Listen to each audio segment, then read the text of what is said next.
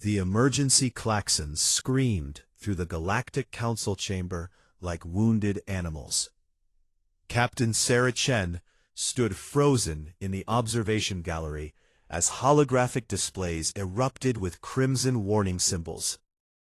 Below her, representatives from 47 species scrambled in what could only be described as panic. All vessels are to begin immediate evacuation protocols. The Zentari High Commander's voice crackled through every speaker. The Devourers have breached the outer rim. Retreat to fallback positions immediately. Sarah exchanged confused glances with her diplomatic team. The humans had only joined the Galactic Council 18 months ago, still newcomers to the vast political landscape. They had heard whispered stories about something called the Devourers during late-night gatherings, but always dismissed them as ancient legends meant to frighten young cadets. Apparently, the legends were horrifyingly real. Commander Chen, her communications officer, called out, his voice tight with stress. We're receiving evacuation vectors from Council Control. They're ordering all non-essential personnel to leave the station within the hour. Non-essential? Sarah moved toward the main viewport, watching as massive alien vessels began breaking orbit from the station. The usually orderly traffic patterns dissolved into chaos as ships of every shape and size fled in the same direction, away from the galactic core. What about defensive positions? Surely they're organizing a military response. Her tactical officer, Lieutenant Marcus Webb, pulled up the defense grid on his datapad. His expression grew more concerned with each passing second. Captain, there are no defensive formations being assembled. Every single military vessel is joining the evacuation. The entire Council fleet is running. Sarah couldn't believe what she was seeing. The Zentari commanded ships that could atomize planets. The Qualafi possessed weapons that bent space-time itself. The Vrin Collective had stood undefeated for 3,000 years. These weren't cowards. These were the galaxy's apex civilizations, and they were fleeing like prey animals before a predator. Get me a direct line to the High Commander, Sarah ordered. The Zentari appeared on her screen moments later, his crystalline features reflecting the emergency lighting. Captain Chen, you must evacuate immediately. The Devourers show no mercy and accept no surrender. Your species does not understand the threat you face. Then help me understand, Commander. What are we dealing with? What could possibly make the entire Galactic Council abandon their territory without firing a single shot? The High Commander's expression shifted to something Sarah had never seen on a Zentari face before. Pure, existential dread. The Devourers are not conquerors, Captain. They are a force of nature, a swarm that consumes everything organic in its path. They have no government, no diplomacy, no weakness we have ever discovered. Every species that has stood against them has been completely eradicated. We have records going back 12,000 years, and in all that time, not one civilization has survived direct confrontation with a full devourer swarm. Sarah felt ice water running through her veins, but she kept her voice steady. So your strategy is just to run? Forever? We retreat to the designated sanctuary zones, areas the Devourers have already passed through. They never return to consume systems. We wait until the swarm moves on. Then we reclaim what territory we can. The commander leaned closer to his camera. Captain, I am telling you this because I respect your species. Take your people and flee. You have time if you leave now. The transmission ended abruptly as the Zentari flagship jumped to faster-than-light speeds, vanishing from sensors. Sarah stood in the sudden silence of her bridge, processing the impossible situation. Around her, the Harmony crew waited for orders, their faces reflecting the same disbelief she felt. Captain, Webb said quietly, Earth needs to know about this. If the entire galaxy is evacuating, we need to start moving civilian populations immediately. She nodded slowly.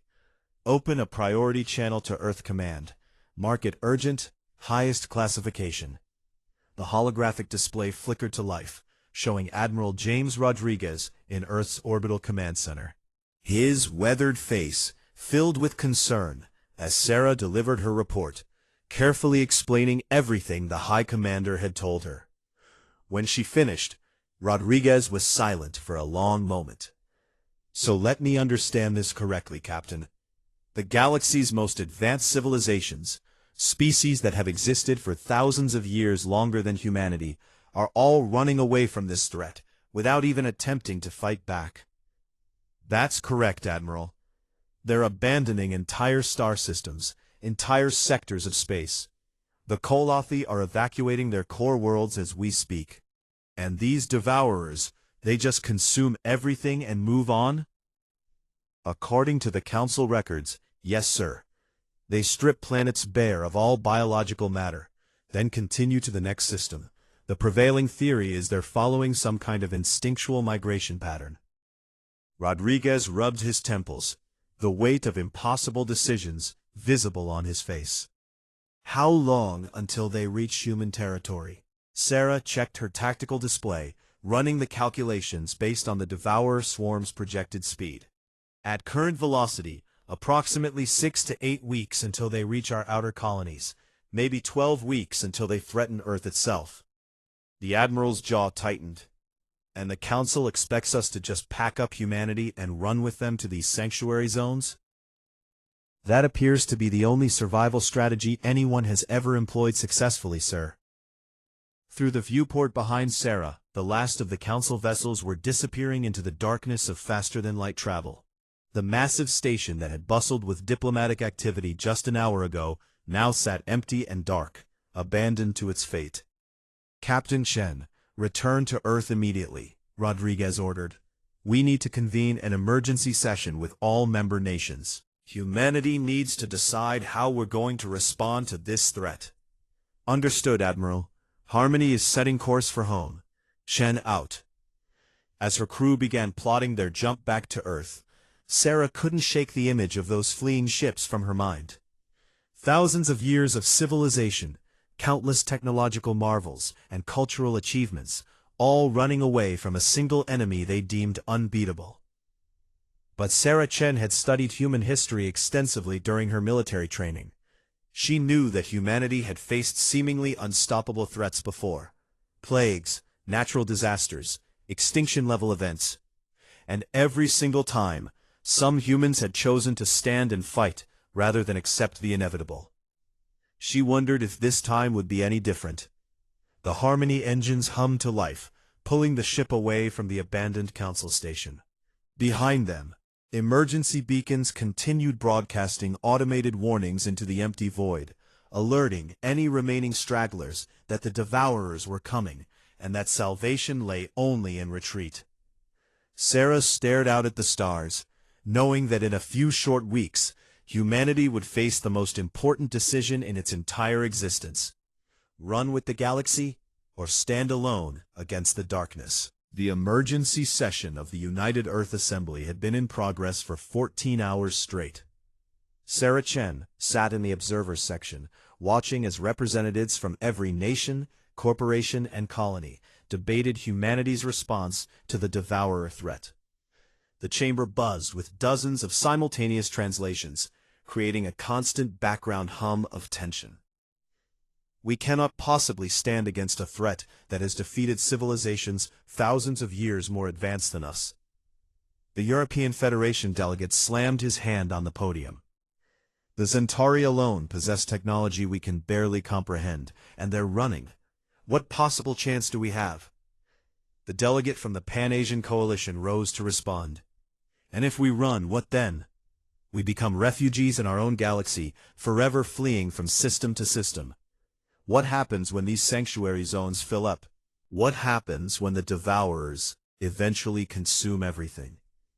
Sarah had provided detailed briefings to the Assembly about everything she'd learned from the Galactic Council. The technical data painted a grim picture. The Devourers were a hive-minded species that reproduced exponentially, consuming all organic matter to fuel their expansion. They had no central government to negotiate with, no exploitable weakness that anyone had discovered in 12 millennia of recorded encounters. Admiral Rodriguez stood at the central podium, his voice cutting through the arguments. "We've analyzed the Council's historical records. Every single species that attempted to fight the Devourers was completely destroyed. But every species that evacuated to the sanctuary zones survived to eventually reclaim some territory. The mathematics are clear. Fighting means extinction. Retreating means survival." Survival as what? The African Continental Union representative stood, her voice filled with quiet intensity. "As eternal refugees, as homeless wanderers waiting for the storm to pass? And what about the species that can't evacuate in time? The Council records show that billions are left behind during these mass exoduses. What happens to them?" Sarah's communications device buzzed. She glanced down to see a message from her xenobiology specialist, Dr. Yuki Tanaka, who had been analyzing the Devourer biology data. The message was flagged urgent. She slipped out of the assembly chamber and found Dr. Tanaka in one of the side research rooms, surrounded by holographic displays showing Devourer anatomy and behavioral patterns. "Captain, you need to see this," Tanaka said immediately, pulling up a series of tactical analyses. "I've been studying the historical battle records from species that fought the Devourers. Something doesn't add up." Sarah leaned closer. "What do you mean?" "Every species that fought used the same basic strategy. Overwhelming firepower, massive fleet formations, trying to outmuscle the swarm." Tanaka's fingers danced across the controls, bringing up battle simulations. The Devourers countered by simply throwing more numbers at them. But look at this. None of these advanced civilizations tried unconventional tactics. Unconventional how?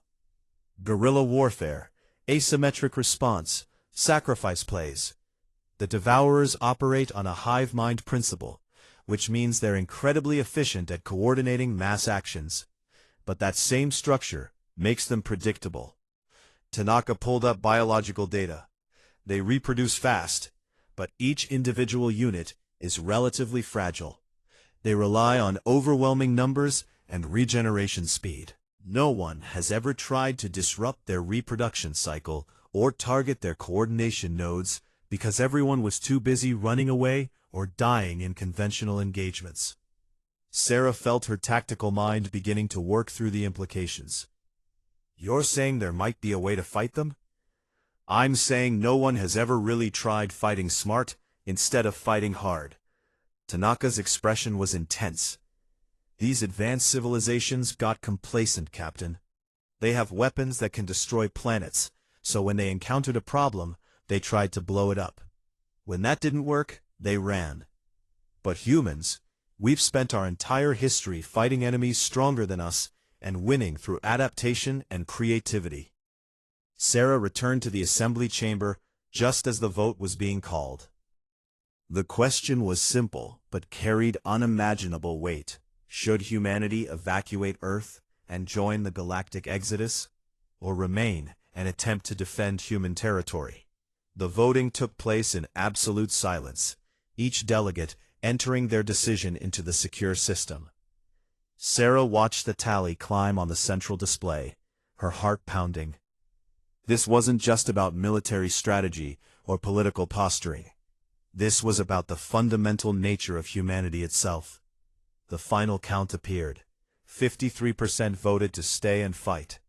The chamber erupted into chaos, some delegates celebrating, while others protested in horror. Admiral Rodriguez called for order, his voice booming through the speakers. "The decision has been made by democratic process. Humanity will defend Earth and our colonies against the Devourer threat." He paused, letting the weight sink in. "Now comes the hard part, figuring out how." Over the next 3 days, Sarah worked with military strategists from every hue and nation to develop a defense plan. They had 6 weeks to prepare before the Devourers reached the outer colonies, maybe 10 weeks before Earth itself was threatened.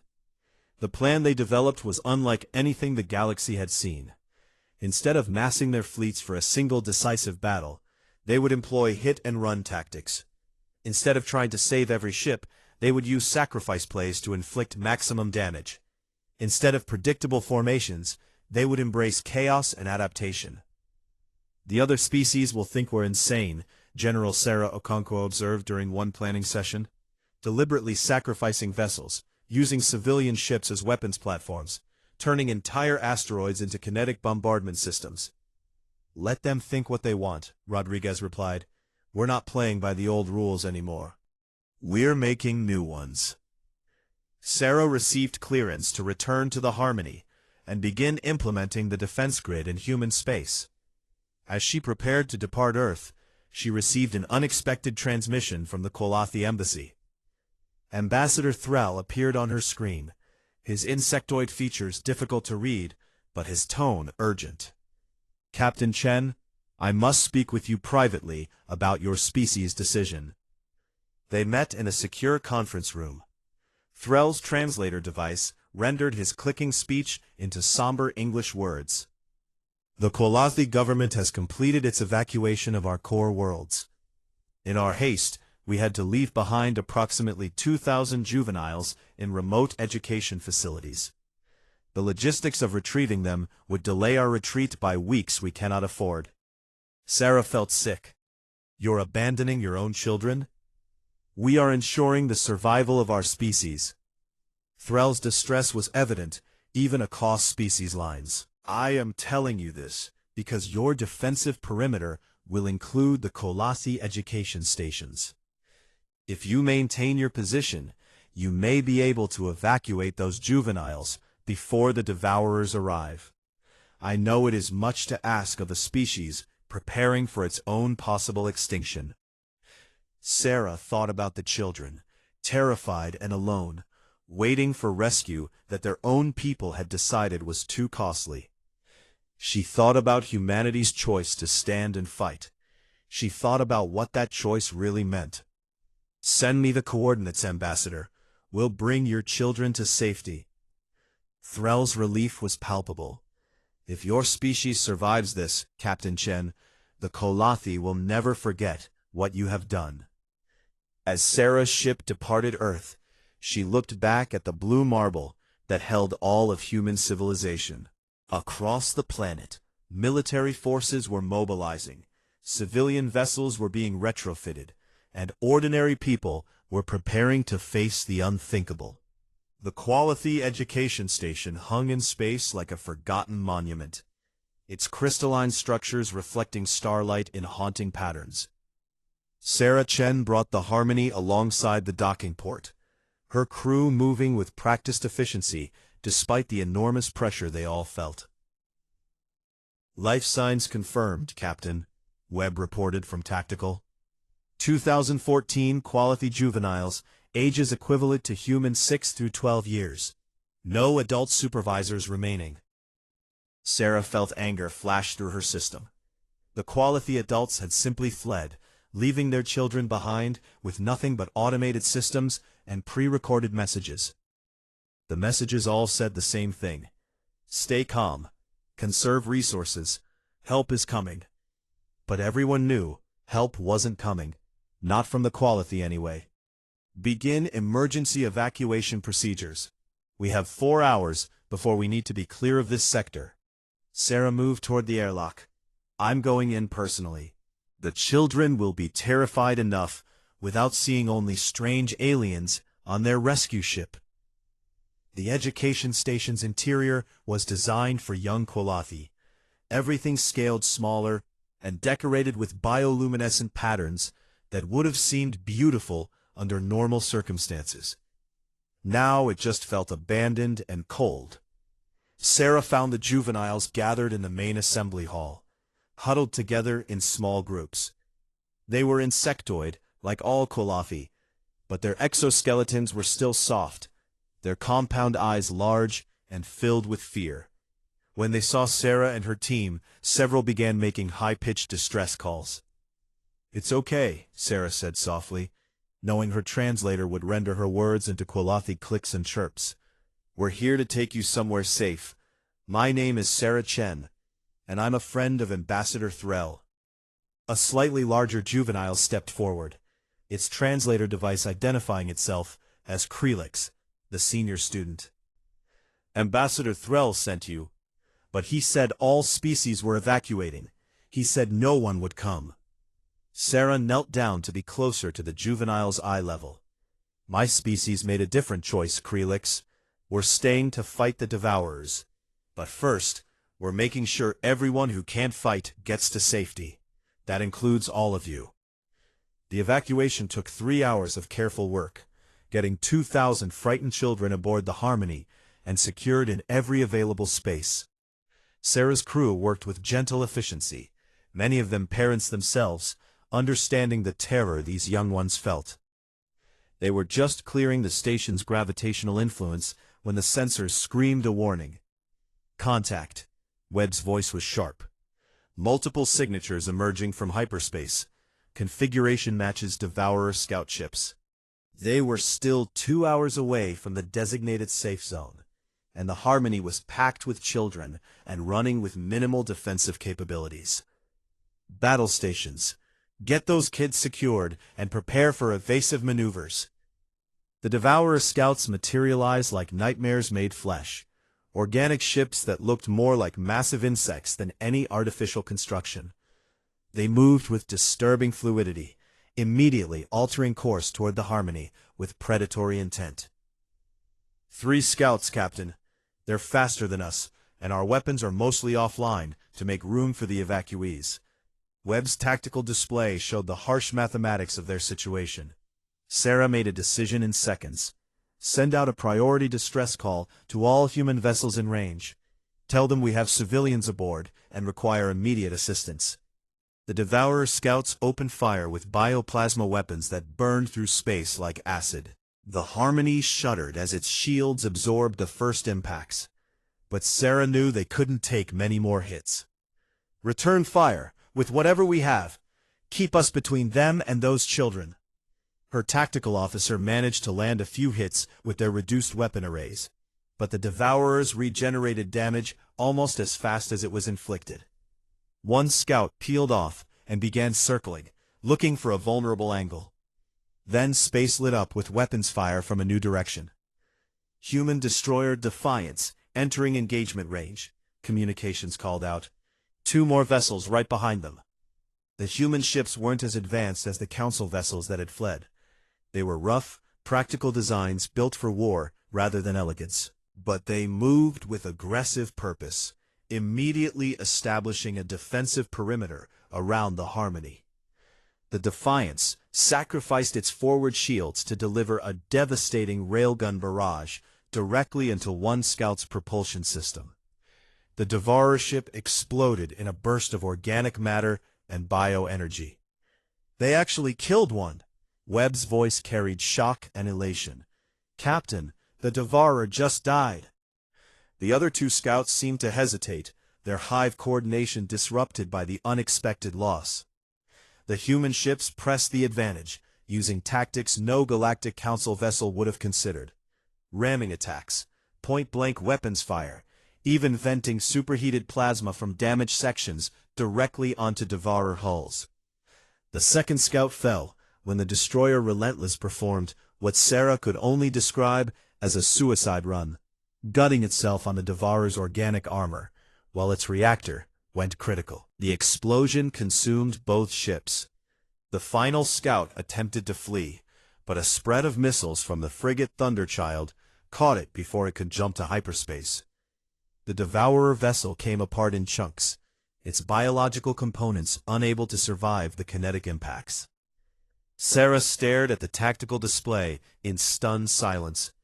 3 Devourer scouts destroyed, 2 human vessels lost, but the Harmony and all 2,000 Qualathi juveniles were safe. "Captain Chen, this is Commander Park of the Defiance." Her communications crackled to life. "Are you and the civilians intact?" "Affirmative, Commander. Thanks to your intervention." Sarah's voice was thick with emotion. "You saved all of us." "Just following orders, ma'am. Admiral Rodriguez wants all civilian evacuations prioritized." We were told to get those Kalathi kids to safety by any means necessary. Park's tone was matter-of-fact, as if sacrificing ships to save alien children was just standard procedure. We'll escort you to the sanctuary perimeter. Defiance out. In the cargo holds and converted spaces throughout the Harmony, Kalathi juveniles had witnessed the entire battle through internal monitors. Krelix found Sarah on the bridge afterward, its young voice filled with confusion. Captain Chen, those ships died protecting us. Why would humans sacrifice themselves for Kalathi children? Your species doesn't even know us. Sarah looked at the young alien, remembering her own daughter back on Earth, and felt the weight of what humanity had committed to. Because leaving children behind is something we won't accept, Krelix. Not human children, not Kalathi children, not any children. That's not who we are. The news of the engagement spread through the fleeing Council fleet like wildfire. 3 Devourer scouts destroyed in direct combat, something that hadn't happened in recorded history. The cost was high, but humanity had proven something critical. The Devourers could bleed, and they could die. Ambassador Threll contacted Sarah directly once the Harmony reached the sanctuary zone and the juveniles were safely transferred. His translator barely contained his emotional state. Captain, I have no words for what your species has done. You rescued our children and fought the Devourers successfully when my own people only ran. His shame was evident. How can the Kalathi ever repay such a debt? Sarah thought carefully before responding.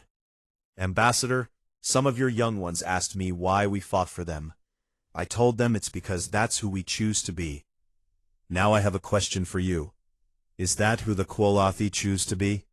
People who run, or people who stand? The transmission ended, but Sarah suspected her words would carry weight far beyond one grateful ambassador. Back on Earth, Admiral Rodriguez studied the battle reports with intense focus. 3 scouts destroyed, using sacrifice plays, aggressive tactics, and zero regard for preserving hardware over achieving objectives. The Council species had always fought to minimize losses. Humanity fought to win. Send this data to all fleet commanders, Rodriguez ordered. The Devourers can be killed. Now we need to figure out how to kill a lot more of them. Across human space, military forces took note. The galaxy's newest species had just done what supposedly couldn't be done. They had stood against the Devourers and emerged victorious. The message reached Sarah Chen 3 days after the rescue of the Kalathi children. It came through quantum-encrypted channels, marked with diplomatic credentials from the Zentari Concordat. Captain Shen, this is War Leader Kreshtar of the Zentari Third Fleet. The crystalline being on her screen looked young for a Zentari, his facets still sharp and bright. I am contacting you against the direct orders of my commanders and the High Council. I need to speak with you about your recent engagement with the Devourer Scouts. Sarah gestured for her communications officer to establish a private channel. I'm listening, War Leader. Kreshtar leaned closer to his camera, his voice dropping to an urgent whisper. My generation of Zentari warriors has only known retreat. We are taught that the Devourers cannot be fought, that survival lies only in evacuation. But you killed 3 scouts using what our tactical computers call primitive vessels and suicide tactics. His facets glowed with what Sarah had learned to recognize as intense emotion. You proved what we were told was impossible. War Leader, I appreciate your interest, but I'm not sure what you're asking. I am asking if my people can fight alongside yours, Kreshtar interrupted. There are 17 ships in my fleet, young warriors like myself who are sick of running. We want to stand with humanity against the swarm. Sarah felt her breath catch. Kreshtar, if you disobey your High Council, you'll be branded as traitors. Your careers will be over, possibly your lives. Better to die fighting than live running. The war leader's voice carried absolute conviction. Captain, please, let us prove that the Zentari are more than cowards hiding behind ancient fears. Transmit your fleet coordinates to my tactical officer. We'll integrate you into our defensive perimeter. Welcome to the fight, war leader. Over the next 2 weeks, more volunteers arrived. Young Kolathi warriors, shamed by their species' abandonment of their own juveniles. A handful of Rin collective ships whose captains chose honor over safety. Even a few Tellurian science vessels, their crews arguing that studying the Devourers in battle was worth the risk.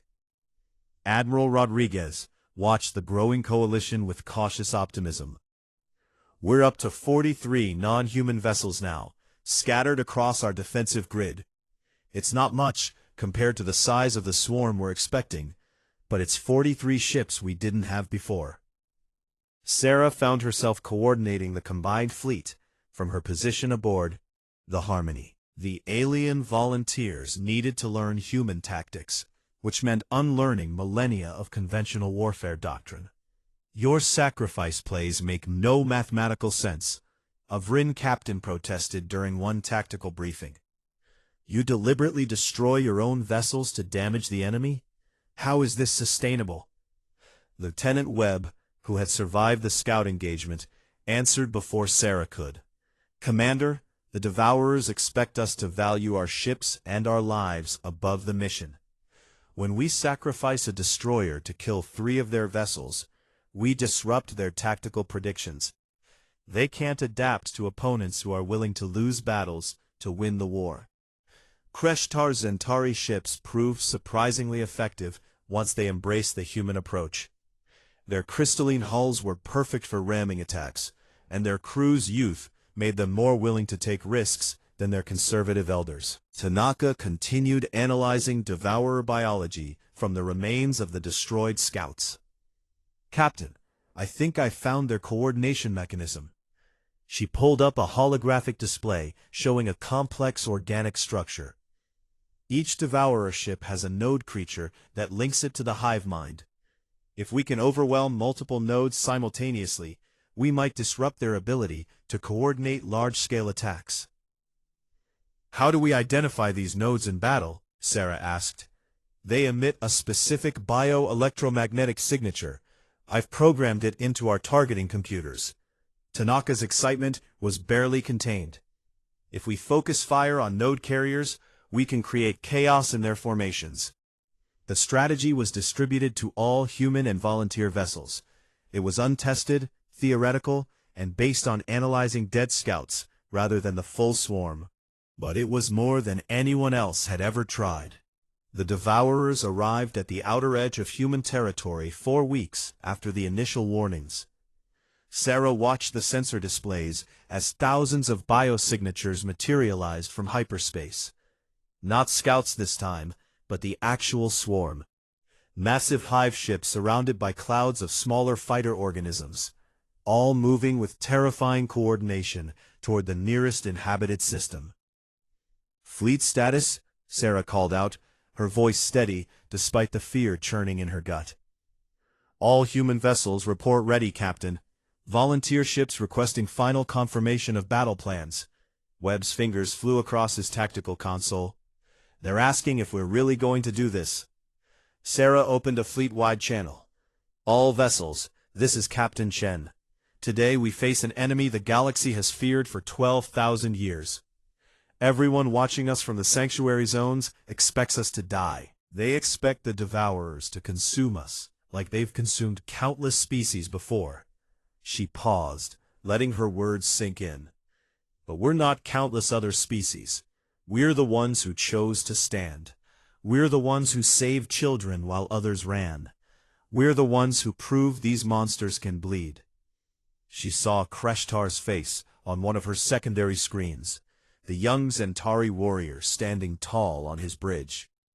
We use their predictability against them. We sacrifice what we must to win. And we show the galaxy that hope is not a lost cause. Sarah's voice rose. All ships engage at will. Let's teach the Devourers what it means to fight humanity and our allies. The combined fleet surged forward to meet the swarm. Human destroyers led the charge, their railguns hammering at the hive ship's biological armor. The Zentari vessels followed, their crystal weapons creating devastating shockwaves through devourer formations. The Kolathi used their superior speed for hit-and-run attacks, while the Vryn ships provided long-range support fire. And everywhere, human ships sacrificed themselves. The destroyer Valiant rammed a hive ship's propulsion system, crippling it before the swarm could react. The frigate Indomitable self-destructed in the middle of a devourer fighter cloud, clearing a path for Zentari bombers. Again and again, human vessels traded their existence for tactical advantages that no mathematical model would approve. But it was working. Dr. Tanaka's node targeting strategy proved devastatingly effective. When multiple node carriers died simultaneously, entire sections of the swarm lost coordination, drifting confused while human weapons tore them apart. Kreshtar's voice came through Sarah's communications, breathless with combat intensity. "Captain Shen, they're falling back. The Devourers are actually retreating." Sarah checked her tactical display in disbelief. The young Zentari was right. The swarm was withdrawing, leaving behind the wreckage of destroyed hive ships and thousands of dead fighter organisms. "All vessels, pursuit pattern Gamma. Don't let them regroup." Sarah's training took over. Focus fire on their node carriers. Keep them disorganized. The battle raged for 6 more hours. When it finally ended, the human volunteer coalition had lost 22 vessels and nearly 3,000 lives. But the Devourers had lost more, significantly more. The swarm's remnants fled into hyperspace, abandoning the system entirely. Sarah sat in her captain's chair, exhausted and emotionally drained, staring at the casualty reports. So many good people dead, so many ships destroyed. Against all historical precedent, against all conventional wisdom, they had defeated a devourer swarm in open battle. "Captain, you need to see this," her communications officer called out, his voice strange. "We're receiving transmissions from the sanctuary zones. Thousands of them." Sarah watched as her screens filled with messages from species across the galaxy. The Kolathi Council was demanding a full report. The Zentari High Command was calling for Kreshtar's immediate arrest, but those calls were being drowned out by younger Zentari celebrating the war leader's victory. Scientists from a dozen species were requesting tactical data. Civilians were sending messages of hope and gratitude. And then she saw it. A message from the Galactic Council itself, requesting humanity's presence at an emergency session. The Galactic Council chamber had never seen anything like it. Representatives from 47 species filled the hall, but this time they weren't scrambling to evacuate. They were demanding answers. Sarah Chen stood at the central podium, alongside Admiral Rodriguez, war leader Kreshtar, and representatives from each species that had volunteered to fight with humanity. Behind them, holographic displays showed tactical data from the battle, including the devastating casualty reports. The Zentari High Commander spoke first, his crystalline features reflecting the harsh lights of the assembly. "Captain Chen, you led an engagement that cost thousands of lives and dozens of vessels. By any conventional military standard, your casualties are catastrophic. How can you possibly call this a victory?" Sarah met his gaze steadily. "Commander, your definition of victory is survival through retreat. Our definition is standing our ground and protecting what matters. Yes, we lost ships and lives. I grieve every single one of those losses. But we saved an entire star system. We proved the Devourers can be beaten. And we showed the galaxy that running isn't the only option." A Kolathi elder rose, his translator rendering his clicks into somber words. "The human tactics are reckless, built on sacrifice and chaos, rather than logic and preservation. This is not how civilized species conduct warfare." Kreshtar stepped forward, his young voice carrying across the chamber. "With respect, Elder, civilized species have been running from the Devourers for 12,000 years. Humanity has been fighting them for 6 weeks, and has already scored more victories than our entire recorded history combined. Perhaps it is time to question whether our civilized approach has been the right one. Murmurs rippled through the assembly. Sarah saw younger representatives from various species nodding in agreement, while the older establishment figures looked scandalized. Admiral Rodriguez pulled up the tactical analysis Dr. Tanaka had prepared. Honored delegates, I want to share something we've learned about devourer biology. Their hive coordination is both their greatest strength and their critical weakness. They're extremely efficient at mass actions, but terrible at adapting to chaos and unpredictability. The display showed the node carrier targeting data, illustrating how disrupting multiple coordination nodes simultaneously had thrown entire swarm sections into disarray. Every species that has fought the Devourers used conventional tactics, organized fleet formations, preservation of military assets, predictable engagement patterns. Rodriguez's voice was passionate. The Devourers evolved to counter those tactics perfectly. But they've never faced opponents willing to sacrifice everything for strategic advantage. They've never fought enemies who value unpredictability over efficiency. A Tellurian scientist raised a tentacle. Admiral Rodriguez, are you suggesting that humanity's lack of advanced military technology actually worked in your favor? Exactly, Rodriguez smiled. We don't have weapons that can atomize planets, or shields that can shrug off antimatter. What we have is creativity, adaptability, and a willingness to try what no one else would consider.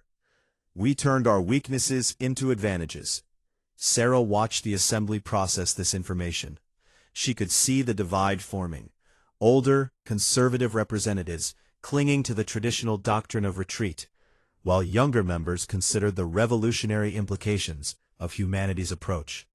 The volunteers who fought alongside humanity can attest to the effectiveness of these tactics. War leader Kreshtar and his Zentauri fleet performed admirably once they embraced our methods. The Kolathi warriors exceeded all expectations. Every species that stood with us contributed to the victory. An older Vryn representative stood, his mechanical augmentations whirring. Captain Chen, let us be clear about what you are proposing. You want the Galactic Council to abandon 12 millennia of proven survival strategy and instead adopt tactics that cost you 20% casualties in a single engagement. This seems mathematically unsound. It would be unsound if we were just fighting battles, Sarah replied. But we're fighting for something bigger. Every time we retreat, the Devourers consume another system, another planet, another civilization's heritage. Eventually, we'll run out of places to run to. She pulled up a star map showing the Devourers' historical migration patterns. Look at this data. The sanctuary zones are shrinking. The swarms are growing larger. Your strategy of retreat has been slowly. This response paused because Claude reached its max length for a message. Hit continue to nudge Claude along.